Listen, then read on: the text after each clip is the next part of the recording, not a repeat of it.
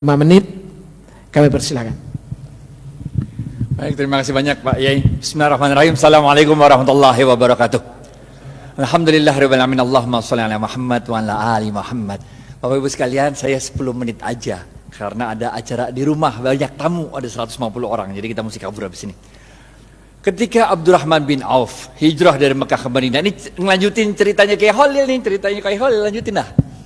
Ketika Abdurrahman bin Auf pindah dari Mekah ke Madinah, nggak bawa apa-apa, padahal beliau adalah seorang pedagang yang sukses, yang hebat.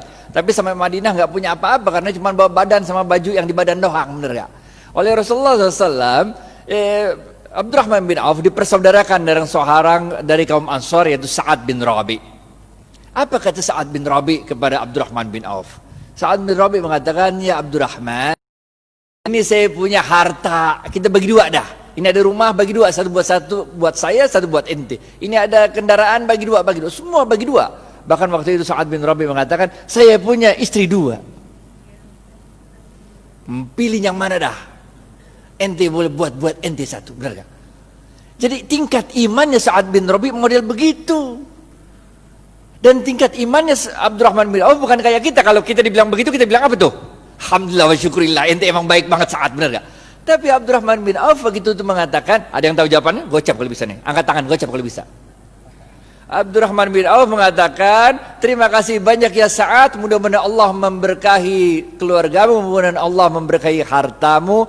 Tunjukkan aku di mana? Pasar. Gocap.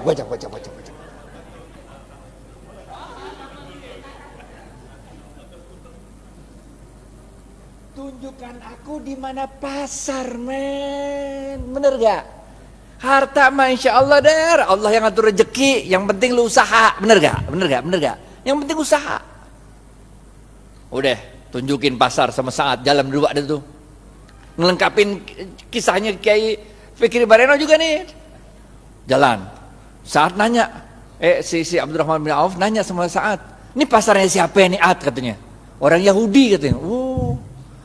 Di depan pasarnya ada tanah kosong. Ditanya lagi, Ad, ini tanah kosong punya siapa Ad katanya? Punya aneh kata Sa'ad.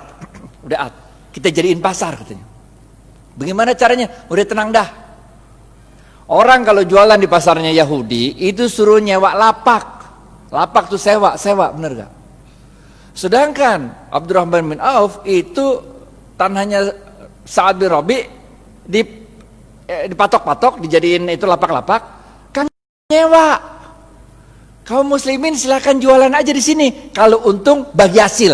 Ngerti gak? Lah itu kaum muhajirin yang pindah kan nggak punya harta yang dibawa, bener gak? Jadi kalau suruh bayar sewa kagak sanggup, bener gak? Jualan aja dulu, benar gak? Kalau untung bagi hasil nih. Itu sebabnya ekonomi Madinah mulai tumbuh. Seorang sahabat waktu itu datang kepada Rasulullah SAW, ya Rasulullah, kami ini dagang untungnya kecil, sedangkan orang-orang Yahudi dagang untungnya besar, sama-sama di Madinah nih. Nabi kaget, kok bisa begitu? Barangnya sama katanya. Kok bisa orang Yahudi untungnya gede, kalian untungnya kecil?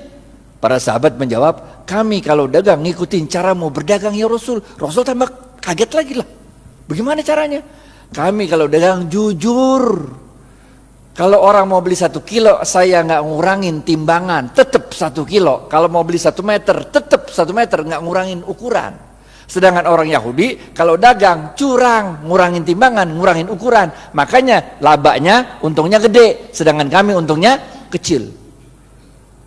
Udah jujur belum tuh? Udah jujur kan? Apa kata Rasul? Cara kalian berdagang salah.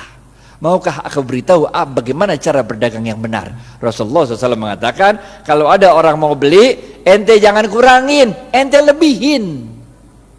Ngerti gak? Zaman saya kecil tuh, kalau orang jual kacang tuh, habis di sendok 2 biji, ditambahin dikit, biar anget. Ngerti gak?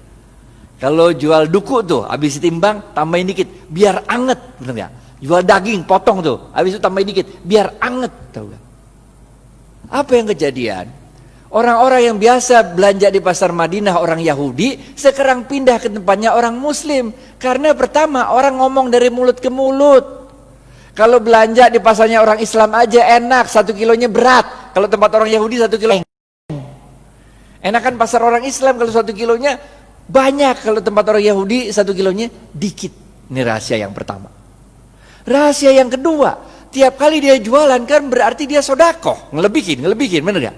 Kalau sodakoh ente ngundang barokahnya Allah. Paham gak? Jadi Bapak Ibu sekalian, ini kita tarik 2 pelajaran penting. Yang pertama, kalau bisnis jangan curang. Ngapain bisnis curang? Bener gak? Kita orang Islam men, kalau ente orang Islam sholat tapi bisnis curang, enggak oke. Yang pertama nih, bisnis jangan curang, jangan ngurangin timbangan, jangan ngurangin hak pembeli. Yang kedua apa? Yang kedua, kalau bisnis itu banyakin sodakoh, ngejar barokah. Makanya kita diajarkan oleh Rasulullah SAW sebuah doa yang sangat ada yang tahu doanya? Doa mau makan, doa mau makan, doa mau makan, doa mau makan, doa mau makan. Woi gocap woi, ya bu. Allahumma barik lana, gocap. Makanya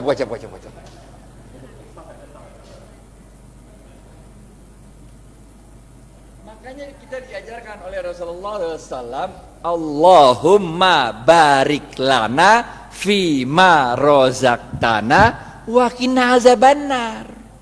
Wahai Allah, berkahilah seluruh rezeki yang Engkau berikan pada kami dan jauhkan kami dari siksa api neraka. Ini doanya begini nih. Paham gak? Jadi kalau bisnis mau sukses, pertama ente kudu jujur. Tapi jujur aja kagak cukup, kita juga harus cerdas, harus fatonah, harus tabligh, benar ya? Ente jujur tapi bego, ya udah ente selamat dunia tapi ente senep. Ente harus jujur, cerdas, dan jangan lupa apa? Cari barokahnya Allah. Karena Rasulullah SAW mengatakan dalam sebuah hadis, bapak-bapak nggak ada yang nunjuk nih, gocap. Khairun nas anfa'uhum, gocap.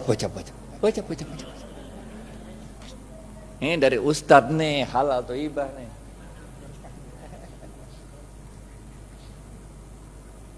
Paham ya? Yang pertama nih, kudu jujur, sidik amanah, sidik jujur kepada Allah. Kalau Allah bilang haram, tinggalin aja dah. Amanah itu kalau dikasih kepercayaan sama orang jangan dirusak, pegang baik-baik, benar gak?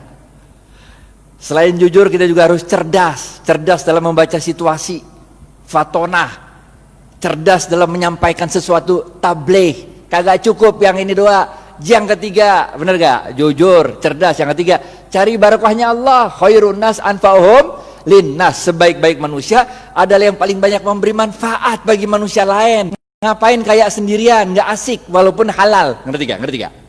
Gak asik kaya halal tapi gak nyebarin barokah, gak asik. Orang bilang dia kaya tapi pelit, benar gak?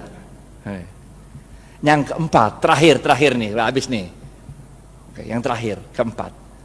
Jangan lupa Rasulullah SAW bersabda, man lam yashkurin nas.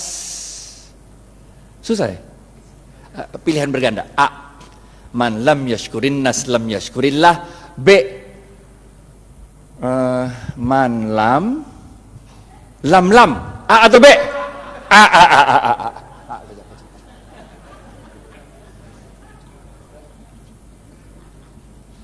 Ingat Bapak Ibu sekalian, kita ini bukan Rasul, bukan Nabi.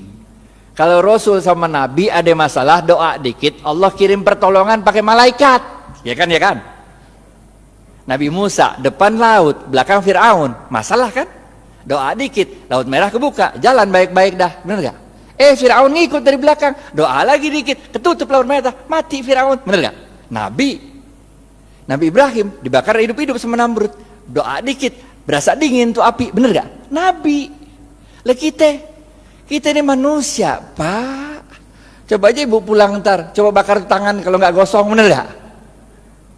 Caranya Allah nolongin kita dengan menggerakkan makhluk-makhluknya untuk nolong kita.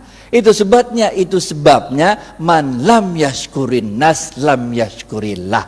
Siapa-siapa yang tidak dapat berterima kasih pada manusia, pada hakikatnya dia tidak bersyukur kepada Allah.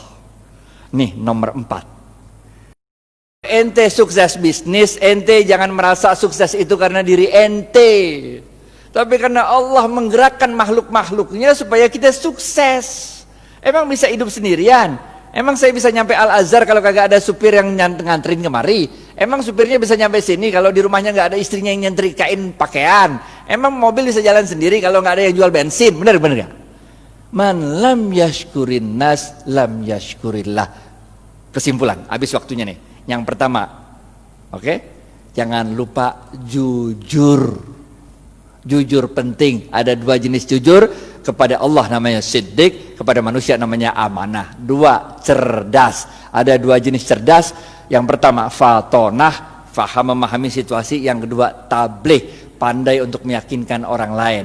Yang ketiga apa? Khairun nas anfa'uhum linnas. Bisnis itu jangan cuma mau cari untung, tapi bisnis itu harus memberikan manfaat banyak-banyaknya orang. Bener gak?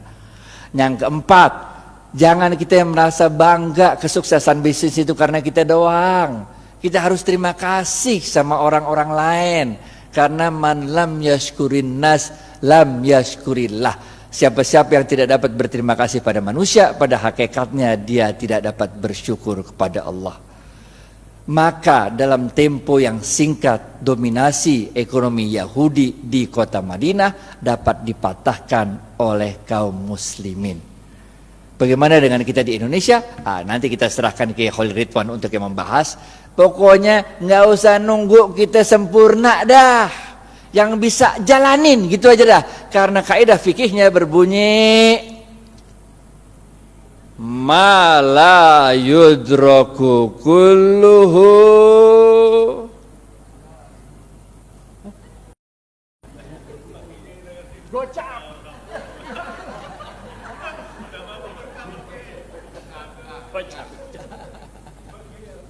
ma la yudraku kulluhu la yudraku kulluh.